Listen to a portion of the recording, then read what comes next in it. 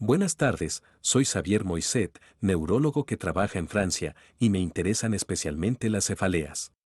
El objetivo de esta breve presentación es darles una descripción general de los datos actuales sobre cefaleas, prevalencia, características, mejor fisiología y manejo. Antes de empezar, aquí pueden ver mi declaración de conflictos de intereses. Saben, ante todo me gustaría mostrarles que es muy difícil buscar datos establecidos durante esta pandemia. Como saben, la pandemia comenzó hace menos de 2 años, pero quiero mostrarles los muchos artículos que se publicaron y que es imposible realizar una revisión exhaustiva de la bibliografía. Cefalea es una palabra que suele usarse en artículos médicos. Como pueden ver en esta búsqueda en PubMed de cefalea, devuelve más de 100.000 artículos publicados en los últimos 50 años. Si se realiza una búsqueda de COVID-19, hay más de 160.000 artículos. Incluso si se limita la búsqueda a los artículos relacionados con COVID-19 y cefalea, de todos modos hay más de 1.200 artículos.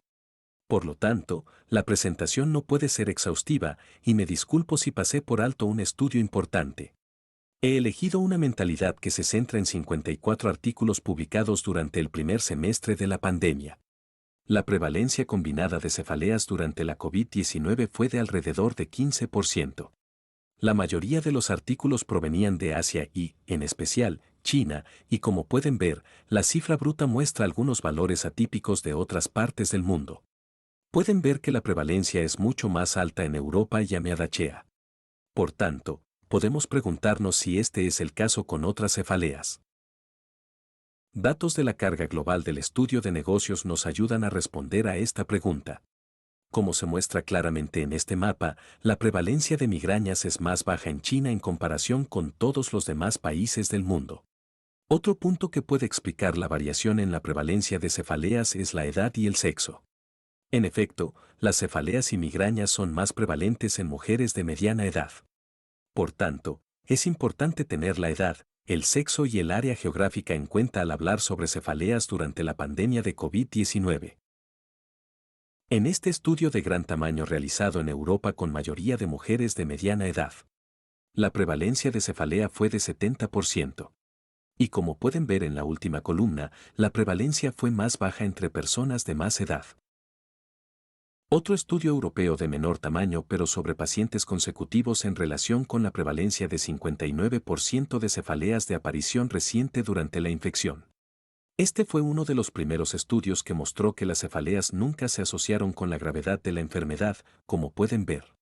No hay más hospitalizaciones en general o en unidades de cuidados intensivos en pacientes con adictos y no se asoció con síntomas como anosmia o disgeusia. Un mes después de la resolución de la fiebre y la disnea, alrededor del 4% de los pacientes seguía presentando cefaleas inusuales. Por tanto, durante este primer semestre de la pandemia, hubo suficiente evidencia de la prevalencia de cefaleas entre pacientes europeos y amiadachean, mientras que la prevalencia no fue tan alta entre pacientes chinos. Pero podemos preguntarnos si esto es realmente sorprendente durante una infección viral, que haya cefaleas, y tenemos datos para responder a esa pregunta. Si comparamos con datos obtenidos durante la infección por el virus de la influenza, vemos que en los últimos 30 realizados en Europa recientemente con casi 6.000 personas que 63% de los pacientes presentaba cefalea. Por tanto, la prevalencia de cefaleas parece bastante similar a lo que podemos ver en la infección viral. Para profundizar un poco, elijamos algunas características de la cefalea. En la serie de pacientes consecutivos de Europa tratados en una sala de emergencias, 75 pacientes presentaron cefaleas. La intensidad de la cefalea fue moderada o grave en el 75% de los pacientes. Las cefaleas fueron frontales u holocraneales en la gran mayoría de los pacientes. Y el dolor tenía calidad de presión en el 70% de los pacientes. Más aún, es importante señalar que el dolor estaba contenido en la mitad de los pacientes. Y en la última columna, vemos que un simple tratamiento agudo fue eficaz en la mayoría de los pacientes. En el mismo estudio, pueden ver que el 25% de las cefaleas se describen como cefaleas migrañosas. La duración de los síntomas de la COVID-19 fue algo más corta entre los que sufrieron cefaleas. La cefalea seguía presente 6 semanas después del inicio de los síntomas en una proporción muy significativa de esos pacientes. En efecto, pueden ver que 38% de ellos seguía presentando cefalea 6 semanas después de los primeros síntomas. Entre esos pacientes con cefaleas persistentes, las cefaleas a menudo fueron el primer síntoma de COVID-19. Por tanto, si se comienza con cefalea en la innovación, hay un mayor riesgo de presentar cefaleas durante más tiempo, incluso aunque la infección no sea más grave que en los pacientes sin cefalea. En este estudio, que también se realizó en Europa en una muestra muy grande de pacientes con COVID que fueron entrevistados por 18 médicos diferentes al menos un mes después del inicio de los síntomas, la prevalencia fue mucho más baja, de solo 24%.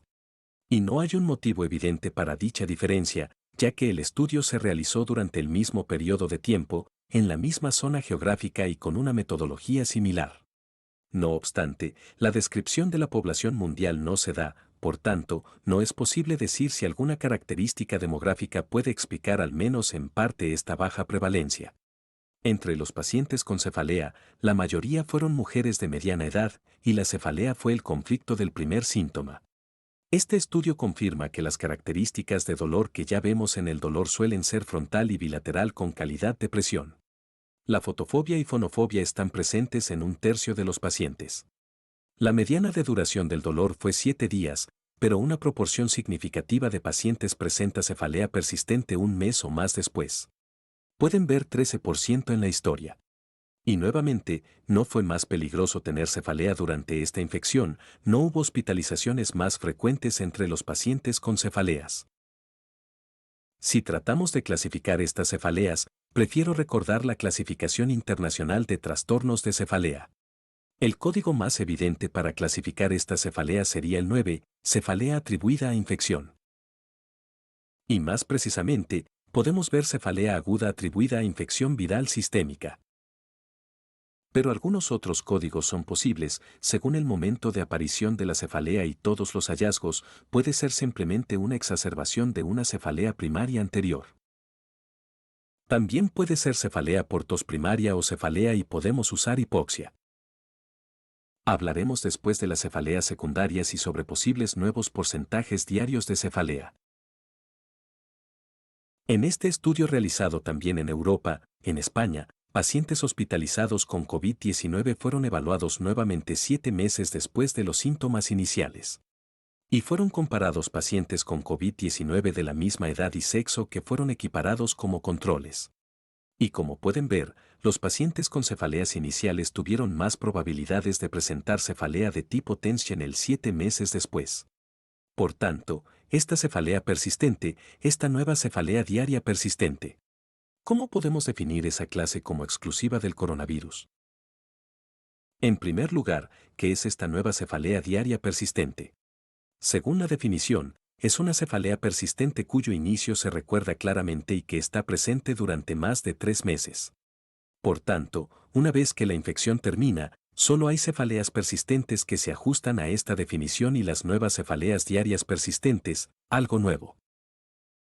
Las respuestas claramente a la primera descripción o dada después de la pandemia viral de 1890, conocida como la gripe rusa o asiática. Después de esta pandemia, hubo una amplia documentación sobre las secuelas neurológicas que aparecían meses, 2 años después de que la pandemia hubiera finalizado.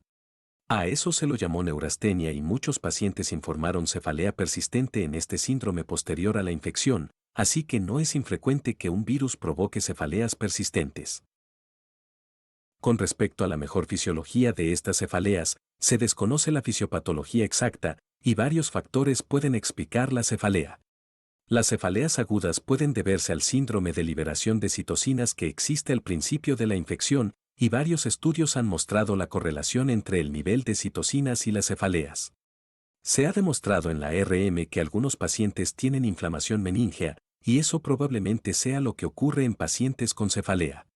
Sin embargo, no podemos hacer RM a todos los pacientes con cefaleas. Pero hay varias otras causas que pueden inducir cefaleas. Eso ocurre con los síndromes vasculares, que están bien descritos, como accidente cerebrovascular isquémico o hemorrágico, síndrome de senos cerebrales, trombosis venosa y el síndrome PRES. Pero eso también ocurre en los síndromes inflamatorios del SNC, como encefalitis, meningoencefalitis, ADEM o hipertensión intracraneal. En este caso también realmente grave, y los pacientes no presentaban cefaleas aisladas. Pero si tenemos un paciente con depresión con cefaleas muy severas que no se alivian con los analgésicos clásicos, puede ser útil analizarlo. Y puede ser útil analizar síndromes, ya sea vasculares o inflamatorios, en casos específicos. Para finalizar, diré unas palabras sobre los tratamientos. Para la fase aguda, pueden usarse acetaminofeno y AINE. Estos son suficientes en la mayoría de los casos para controlar el dolor por la cefalea, y los AINE pueden usarse sin aumentar el riesgo de mortalidad en ausencia de infección bacteriana concomitante. El problema de los tratamientos es mucho más difícil en el caso de la cefalea persistente. Se sugiere tratar la nueva cefalea diaria persistente según el fenotipo predominante de la cefalea. Para la cefalea tensional, se sugiere el uso de enfoques no farmacológicos como biorretroalimentación, relajación o terapia cognitiva conductual. Y en cuanto a los tratamientos farmacológicos, podemos usar amitriptilina, mirtazapina, venlafaxina. Para la cefalea migrañosa, los tratamientos de primera línea son topiramato, propanolol y amitriptilina. Para pacientes que no responden a fármacos profilácticos habituales, infusión de ketamina, toxina botulínica tipo A. Lidocaína 4 o metilprednisolona 4 y bloque nervioso son posibles opciones terapéuticas, pero para las cefaleas diarias persistentes, incluso el tratamiento agresivo suele ser ineficaz. Sabemos que el tiempo puede ser algo útil para reducir el dolor progresivamente en meses o años. Si tienen alguna pregunta, no duden en hacerla.